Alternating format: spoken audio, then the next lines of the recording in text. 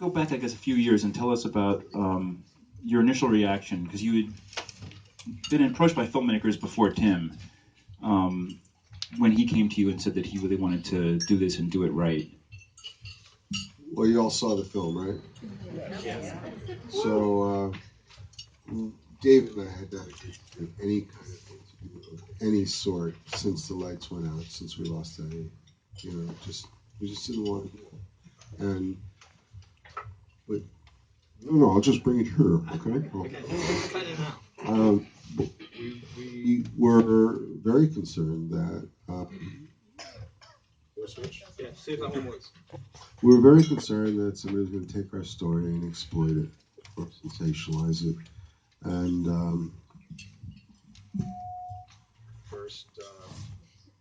first we got a call from this woman. This one, okay, this one works. It's third time lucky. First, we got a call. I got a call from this lady named Grace Hughes Hallett, who was a lovely woman.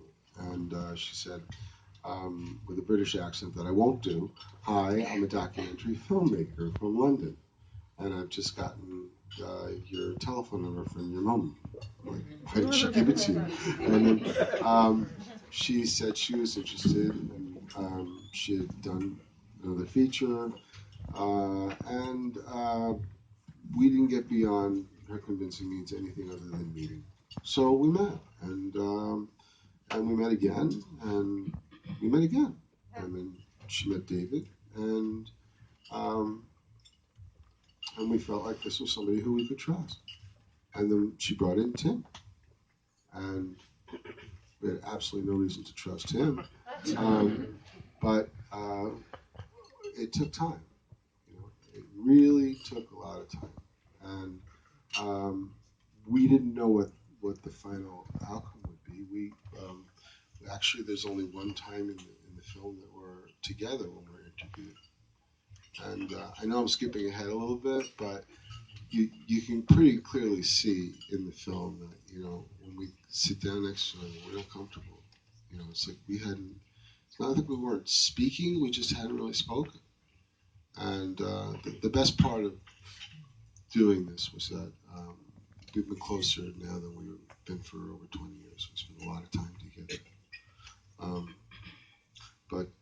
Yeah, it was a process.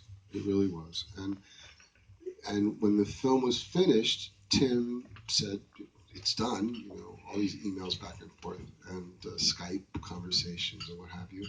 And we're like, "Well, are you going to send us the link or what?" And he said, "No, we're coming. We're getting on a plane in London. We're coming to your house. I want to sit with you and watch this with you. I want to see how you feel." And he did just that. And he did David at David's house and me at my house. And David and I both did the exact same thing when it stopped, which is we got up, we hugged him and said, "You came through. You really came through." And he did. So that's the long answer.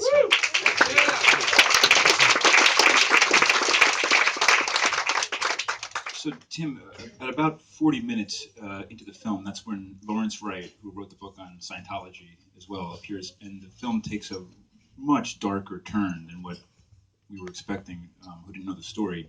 What were the challenges for you in exploring all of those sort of dangerous qualities, and how much of it did you know about before embarking on the project? Well, the biggest challenge, aside from convincing Bobby and his brother to come on side, which took about 4 years, as I mentioned earlier, so quite a while, Bobby, to earn your trust, but understandable when you see what they've been through. I think the biggest challenge was that the story, we didn't know that much of it. We knew a kind of sketch of it, but there was no, now there's a Wikipedia page and people are like, "Oh, it's a great story, it's out there." Well, there was nothing when we started, really. There was a bit of media around the brothers' reunion, and there was a tiny bit later when Lawrence had found out some stuff, but he hadn't written loads and loads about it. And what, this exists in a kind of pre-internet era when, it's just old school journalism. The producer, Becky Reed, who is a journalist by training, did an incredible job of kind of going around, doorstepping people, tracking people down who hadn't spoken before, and piecing it all together. And that was the biggest challenge, I think, was just kind of trying to fit this story together. It encompasses 6 decades, 3 families, lots of people who don't want to say anything about it. So to piece that all together, to see the film that you see now, which has now become, I guess, kind of like the definitive version, for now anyway, of the story, just took a huge effort and a huge amount of time. I wanted to ask you about 2 other people who are in it. There's David's aunt Hetty, who becomes sort of the heart in some ways of the. Is that David's aunt? Yeah. She's the Yiddish Yoda. Yiddish Yoda. Yes. And Hetty's amazing. I mean, she's just this lovely figure who speaks with such wisdom in the film. But then on the other side of that, you have this researcher, Natasha, living in La Jolla now, who you found and kind of doesn't understand why the subjects of these studies should know anything about. We didn't know about her until we watched the film. There's a lot of stuff we didn't know until we watched the film. Absolutely. Can you talk about just those 2 women and how you found them and how you used them for the film? Thank you. Yeah, one of my favourite things about the film is that, when you make a documentary, a lot of people obviously understandably focus on the central contributors in your film, but the ancillary kind of group of people, some of whom are here tonight, people like Alan, and other guys who are in, and Eileen and other people who are in the film, is really important. And with these 2, what I love is having these 2 kind of older women in the film, late 80s, who articulate very different kind of moral positions on what happened. Aunt Hetty is without doubt the most extraordinary person I've ever filmed in any context. She is a Holocaust survivor, just so wise, so being in her presence is like what I imagine being in the presence of like the Dalai Lama would be or something. And she kept making members of the production team cry. I'd leave and I'd come back and they'd be weeping, and I'd say, what's happened? What has she done? And she would have just been asking them about their lives like a kind of therapist would do. And in my career I filmed for TV, really sort of tough, difficult people, and like serial killers in prison and things like that, and nothing compares to Aunt Hetty. She took me aside after I filmed her, and she said, there are many ways to tell this story. I hope you choose the right one. And I have never been so intimidated in my entire life, honestly. Natasha, on the other hand, Natasha is bonkers. We met her in. She's not bonkers actually. That's what's scary about it. She's very sharp. Becky tracked her down. So many people we phoned and tried to talk to about this, and they just slammed the phone down on us or said, I don't know what you're talking about. And when Becky eventually found her, we didn't even know she existed. She found her through a very complicated series of coincidences. But Natasha said, picked up the phone and said, oh yes, I'd love to talk to you. Come round for tea. And so we turned up there, and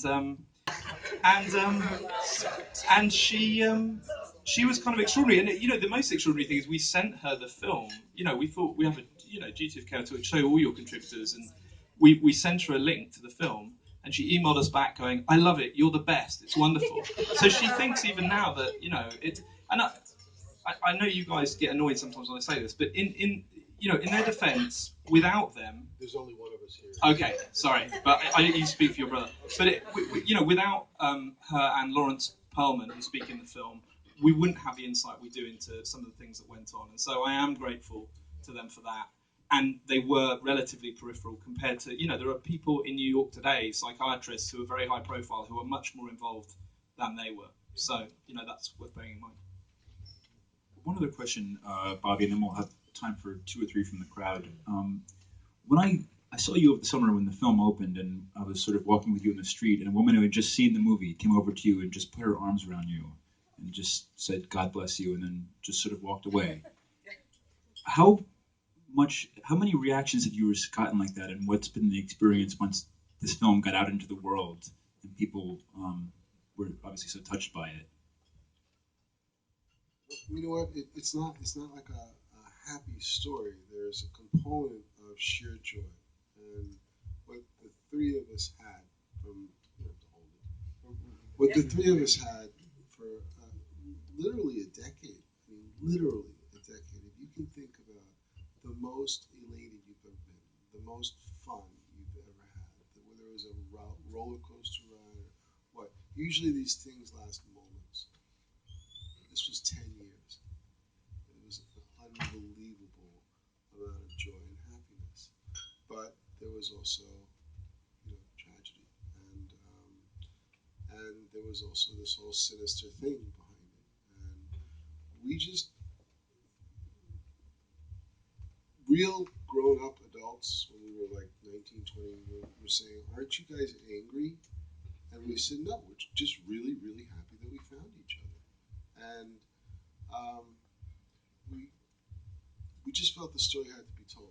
So a lot of people said,